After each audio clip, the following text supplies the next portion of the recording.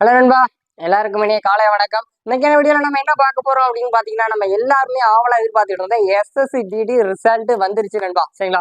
நம்ம எல்லாருமே எங்க கேட்டாலும் சரி, வாட்ஸ்அப் பார்த்தாலும் சரி, யூடியூப் பார்த்தாலும் சரி, ப்ரோ கட் ஆஃப் எப்போ வரும் ப்ரோ ரிசல்ட் எப்போ வரும் ப்ரோ ரிசல்ட் எப்போ எக்ஸ்பெக்ட் பண்ணலாம் ப்ரோ, கட் ஆஃப் எப்போ எக்ஸ்பெக்ட் பண்ணலாம், எல்லாருமே ரொம்ப ஆவலா எதிர்பார்த்துட்டு இருந்தாங்க. அந்த ரிசல்ட் வந்துருச்சு. பிசிக்கலுக்கான கட் ஆஃப் வந்துருச்சு. சரிங்களா? அந்த ரிசல்ட் 4 பிடிஎஃப் வந்திருக்கு. சரிங்களா? இதுல ஃபர்ஸ்ட் பிடிஎஃப் பாத்தீங்கன்னா ஃபீமேலுக்கு, செகண்ட் பிடிஎஃப் பாத்தீங்கன்னா மேலுக்கு. சரிங்களா? அந்த பிடிஎஃப் பிசிக்கலுக்கான ரிசல்ட் தான். சரிங்களா? பிசிக்கலுக்கான ஒரு நார்மலைசேஷன் பண்ணி உங்களுக்கான கட் ஆஃப். சரிங்களா? பிசிக்கலுக்கான நார்மலைசேஷன் பண்ணி உங்களுக்கான கட் ஆஃப். அந்த பிடிஎஃப்ல நீங்களும் பிசிக்கலுக்கு குவாலிஃபை ஆயிருந்தீங்க அப்படின்னா உங்களுக்கு வாழ்த்துக்கள், கன்கிராச்சுலேஷன், நல்லா பண்ணுங்க. பிசிக்கலுக்கு இப்பவுமே ப்ராக்டிஸ் பண்ணிருங்க, டைம் வேஸ்ட் பண்ணாதீங்க. இன்னும் உங்களுக்கு ஒரு 30 டேஸ் டு ஒரு 45 டேஸ். சரிங்களா? மினிமம் 1 மந்த் இருக்கும், மேக்ஸிமம் 2 மந்த்துக்குள்ள கண்டிப்பா உங்களுக்கு பிசிக்கல் வந்துடும். அது வரைக்கும் நீங்க இது வரைக்கும் ப்ராக்டிஸ் பண்ணாலும் சரி, ப்ராக்டிஸ் பண்ணாட்டியும் சரி, இனிமேல் கன்சிஸ்டன்சியா ப்ராக்டிஸ் பண்ணீங்க, நல்லா ஹார்ட் ஒர்க் பண்ணீங்க, நல்லா ஸ்மார்ட் ஒர்க் பண்ணீங்க, கண்டிப்பா பிசிக்கல் கிளியர் பண்றதுக்கு உங்களுக்கு நிறைய சான்ஸ் இருக்கு. சரிங்களா? இது வரைக்கும் நிறைய பேர் ப்ரோ பிசிக்கல் வரட்டும் ப்ரோ, ரிசல்ட் வரட்டும் ப்ரோ, பாத்துக்கலாம் ப்ரோ, அப்போ ப்ராக்டிஸ் பண்ணிக்கலாம் ப்ரோ, மார்க் கம்மி ப்ரோ, நிறைய பேர் உங்களை நீங்களே தாழ்த்திக்கிட்டீங்க. ஆனா நம்ம எக்ஸ்பெக்ட் பண்ணதை விட கட் ஆஃப் கம்மியாக தான் வந்துருச்சுங்களா? நம்ம ஓரளவு எக்ஸ்பெக்ட் பண்ணோம், ஆனால் அதை விட கம்மியாக தான் இருக்கு.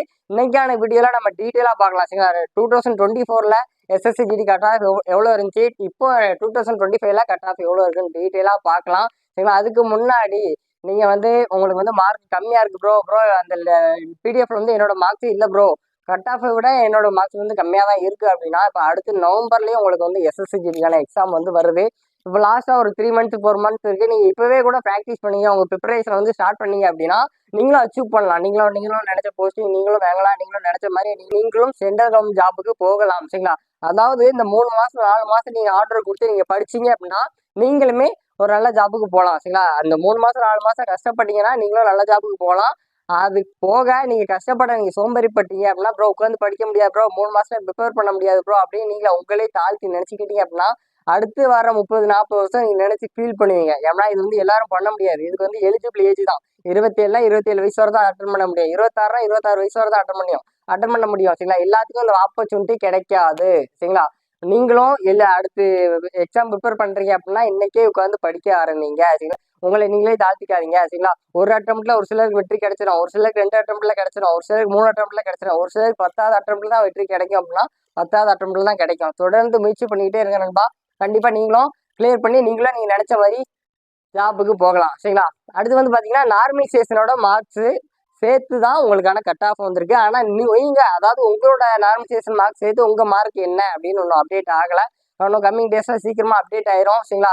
அதுக்கு நம்ம வெயிட் பண்ணலாம். ஆனா நீங்க உங்க அந்த பிடிஎஃப்ல உங்க நேம் இருக்கு. நீங்க மேலா இருந்தாலும் சரி, நீங்க ஃபீமேலா இருந்தாலும் சரி, அந்த பிடிஎஃப்ல உங்க நேம் இருக்கு அப்படின்னா நீங்க ப்ராப்பரா இனிமே ப்ராக்டிஸை ஸ்டார்ட் பண்ணிடுங்க. ஒரு சிலர் அது மாத்தி செக் பண்றாங்க. அதாவது ஃபீமேல் இதுல போய் மேல சர்ச் பண்றதும், மேல் இதுல போய் ஃபீமேல் சர்ச் பண்றோம், அந்த மாதிரி சர்ச் பண்ணி இப்போ ஃபீமேல் இதுல போய் என் நேம் சர்ச் பண்ணா என்னோட நேம் எப்படி இருக்கும், மேல் இதுல போய் ஃபீமேல் நேம் சர்ச் பண்ணா எப்படி இருக்கும், அந்த மாதிரி மிஸ்டேக் பண்ணி அவங்க நம்ம நேம் இல்லை, நம்ம பாஸ் ஆகல போல, அந்த மாதிரி அவங்களே தாழ்த்திக்கிறாங்க. சரிங்களா? அதனால எப்படி செக் பண்ணணும்னு ஒரு சின்ன இது உங்களுக்கு நான் ஸ்க்ரீன்ல போட்டுறேன். சரிங்களா? மேல் பிடிஎஃபா அப்படின்னு மேலே ஃபர்ஸ்ட் செக் பண்ணிக்கோங்க. சரிங்களா? செக் பண்ணிட்டு அதை ஷார்ட் லிஸ்ட் பண்ணி, அதாவது லட்சக்கணக்கான பேர் அப்ளை பண்ணியிருப்பாங்க, லட்சக்கணக்கான பேர் எக்ஸாம் எழுதியிருப்பாங்க. அதில் ஷார்ட் லிஸ்ட் பண்ணி அதுலேயும் லட்சக்கணக்கான பேர் ஆயிரக்கணக்கான பேரோட நேம் இருக்கும். அது நீங்கள் ஒவ்வொரு பிடிஎஃபா சர்ச் பண்ணிக்கிட்டு இருந்தீங்க அப்படின்னா அது அவ்வளோ சீக்கிரமா சாத்தியம் கிடையாது. சரிங்களா? மேல சர்ச் பண்ணுங்க, உங்க நேம் என்னன்னு சர்ச் பண்ணுங்க, அல்லது உங்க ரோல் நம்பர் என்னன்னு சர்ச் பண்ணுங்க, அல்லது உங்க அப்பா நேம் என்னன்னு சர்ச் பண்ணுங்க, அல்லது உங்க அம்மா நேம் என்ன அப்படின்னு சர்ச் பண்ணுங்க. சரி, அந்த மாதிரி நேம் சர்ச் பண்ணி அப்படின்னா உடனே வராது. சரிங்களா? உடனே வராது. ஏன்னா ஆயிரக்கணக்கான பேர் இருக்கும்போது அதை சர்ச் பண்ணி கரெக்டா ஐடென்டிஃபை பண்ணி கரெக்டா அக்யூரேட்டா காட்டுறதுக்கு மினிமம் ஒரு 30 செகண்ட்ஸ் டு ஒரு 1 மினிட் ஆகும். நானும் என்னோட ஃப்ரெண்டு நேமை சர்ச் பண்ணி பார்த்தேன். ஒரு 40 செகண்ட்ஸ் டு 45 செகண்ட்ஸ்க்குள்ள வந்துருச்சு. சரிங்களா? அதில் சர்ச் பண்ணி பாருங்க. ஃபர்ஸ்ட் டீட்டெயிலா மேல் தானா அப்படின்னு செக் பண்ணி, நீங்க மேலா இருந்தீங்கன்னா கீழே சர்ச் பண்ணுங்க, ஃபீமேலா இருந்தீங்க அப்படின்னா அது ஃபீமேல் தானா அப்படின்னு செக் பண்ணி ஃபீமேல சர்ச் பண்ணி பாருங்க. அடுத்து நம்ம எக்ஸ்பெக்ட் பண்ண விட மேக்ஸிமம் கட் ஆஃப் கம்மியாக தான் வந்திருக்கு. அதுக்கான ரீசன் மேக்ஸிமம் என்ன அப்படின்னு பார்த்தீங்கன்னா அட்டண்டன்ஸ். சரிங்களா? அதாவது அப்ளை பண்ணி நிறைய பேர் எக்ஸாம் அட்டன் பண்ணல, அது ஒரு ரீசன். சரிங்களா? அடுத்து ரெண்டாவது பார்த்தீங்கன்னா கொஸ்டின் கொஞ்சம் டிஃபிகல்ட்டா, கொஞ்சம் டஃப்பா. அதாவது போன வாட்டி எக்ஸாம் கொஞ்சம் ஈஸியாக இருந்துன்னு சொன்னாங்க, இந்த வாட்டி எக்ஸாம் கொஞ்சம் கஷ்டமா இருக்குன்னு சொன்னாங்க. சரிங்களா? இதனால தான் மேக்ஸிமம் கட் ஆஃப் கம்மியாக இருக்கு. சரிங்களா? அதுக்கடுத்து பார்த்தீங்கன்னா சேஃப்டி ரொம்ப முக்கியம். சரிங்களா? நீங்க இது வரைக்கும் உங்க நல்லா ப்ராக்டிஸ் பண்ணி இருப்பீங்க. ஆனால் இன்னும் ஒரு மாதம் 2 மாதம் நீங்கள் வந்து சேஃப்டியாக இருந்துக்கணும். இப்போ என்னோட ஃப்ரெண்ட்ஸ் சர்க்கிளே பார்த்தீங்கன்னா ஜிடி அட்டன் பண்ணுறாங்க. ஒரு சிலலாம் பார்த்தீங்கன்னா ஒரு லாஸ்ட் வீக் கூட ஏதோ NTPC எக்ஸாம் எழுதுற மாதிரி போயிருந்தாங்க. சென்னை போகும்போது அவர் கரெக்டாக போயிட்டு இருக்காரு. பின்னாடி வந்து பைக்கில் தெரியாமல் வந்து ஒருத்தர் விட்டு செவ் விட்டுட்டு சரிங்களா. இந்த மாதிரி ஒருத்தர் வந்து வீட்டுக்குள்ளே காலில் வந்து வீட்டு டோர் வந்து அடிச்சு காலில் ஒரு விரல்ல காயம் சரிங்களா. அதுக்கடுத்து ப்ராக்டிஸ் பண்ண முடியாது. அதுக்கடுத்து நீங்கள் வெளியில் போகும்போது அங்கெல்லாம் போகும்போது முள்ளு குத்தும் பிய்யாங்க குத்தும். மேக்ஸிமம் வெளியிலலாம் எங்கே போனாலுமே சேஃப்டியாக போங்க. நீங்கள் கரெக்டாக போனாலும் பின்னாடி இருந்து வரோம் பார்த்து வர மாட்டோம். அதனால் மேக்ஸிமம் அதிகமாக வெளியே எங்கேயும் பைக்கில் ட்ராவல் பண்ணாதீங்க.